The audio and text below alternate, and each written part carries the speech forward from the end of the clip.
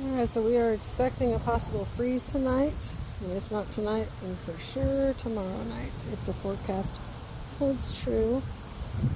So here is a before of what everything looks like. And we'll take another one when it's frosted over. What a difference just a few days will make. Had a cold spell go through, got down into the upper 20s. And that pretty much took out all of the summer plants. So, here's looking forward to next year. And we'll keep enjoying what we can this year.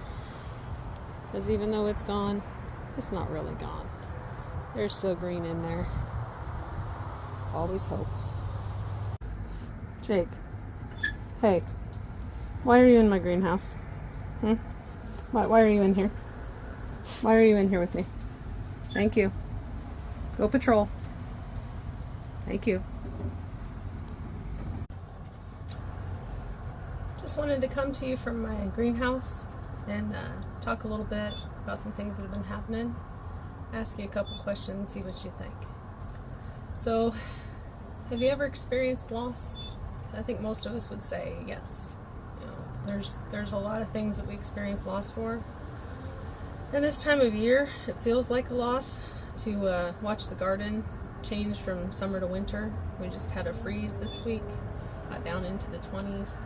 So all of my tomato plants froze. Of course, the pumpkins froze, the squash froze. All of those frost tender plants pretty much are done.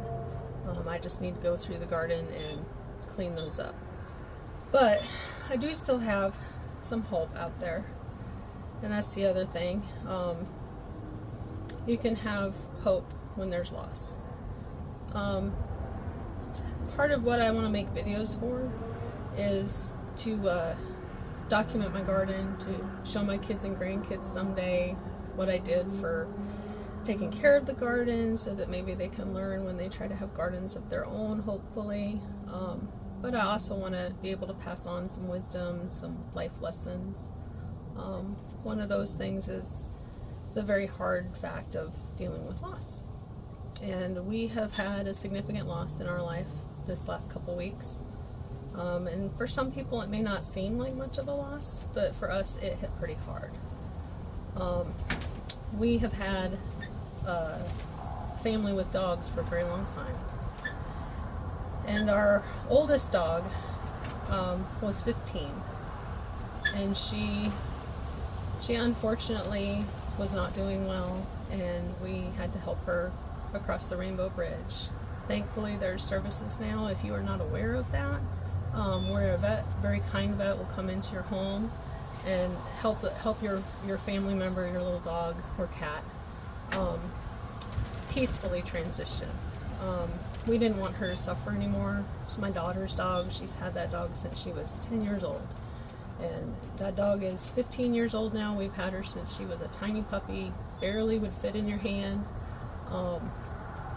And she was very special to us.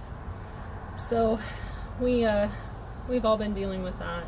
It's still kind of hard to even talk about it, just because it is such a loss. I find myself looking for her out in the garden. She was to the point where she couldn't see very well, she couldn't hear very well, she didn't get around the greatest.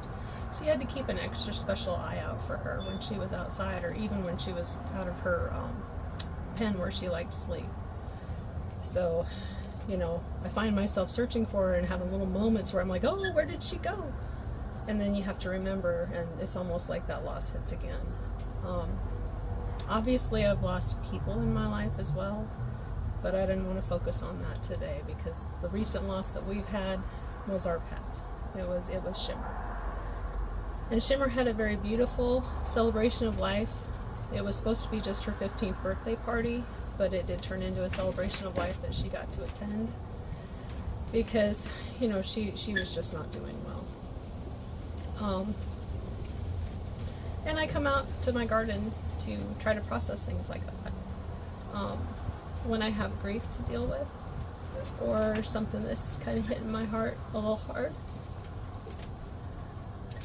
come out to the greenhouse when it's cold out, or out to my garden, and I just kind of try to let my thoughts do what they need to do.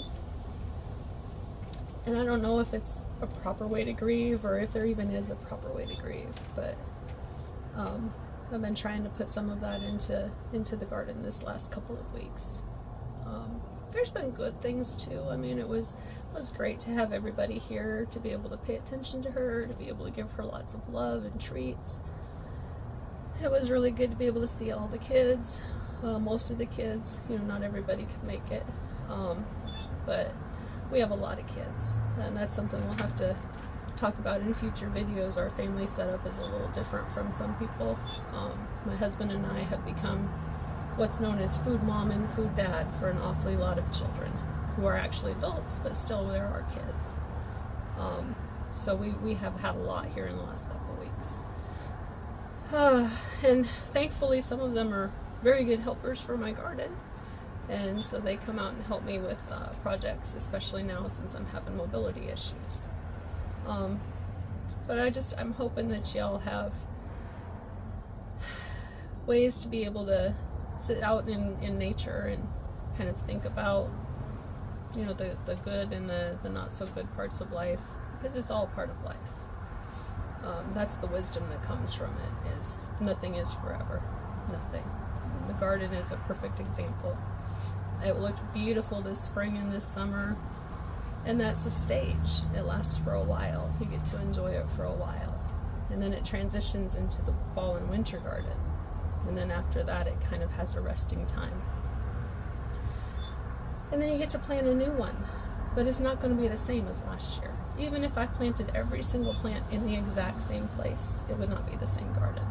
It would not have the same results. It would not have the same productivity.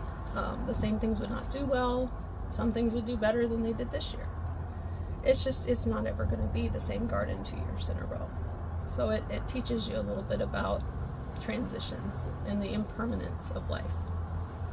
I'm hoping that this isn't too depressing. I just wanted to share kind of some of what I was feeling, kind of some of how it transitions into the garden, and how I'm using my garden as a little bit of a source of, I guess, therapy, you know, cheap therapy.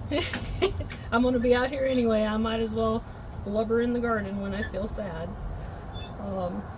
But yeah, it's been a great year for the garden, and I'm not so great of a year for some other things. But we take the good, we take the bad, we sort it all together and do the best we can. So hopefully it can be encouraging to know that things will go on regardless, but we can do our best to enjoy them while we're here. So I'm going to enjoy my garden. I'm going to do the best that I can to keep my plants as healthy as I can. I'm going to take care of the puppy dogs that we have. So we still do have 4 puppy dogs. We have the rescues that we just got for French Bulldogs. Then we have our Jack Russell Pug, and we have our English Bulldog Pug. So we have a significant number of dogs to keep us busy as well. And you'll see those in videos from time to time. In fact, I can show you plenty of videos of Jake getting in the way. He's very good at that. But hopefully that helps a little bit. If anyone else is feeling a little bit depressed this time of year, a little bit down, a little bit sad, because it won't last forever. That's a temporary, just like this season in the garden. So if you have any pointers for what you do to deal with loss, I would love to hear about them in the comments. I would enjoy the encouragement that you can give each other. We can give to each other. That's what the world should be about, is taking care of each other. So hopefully we will all grow better together, and I'll see you next time. Okay.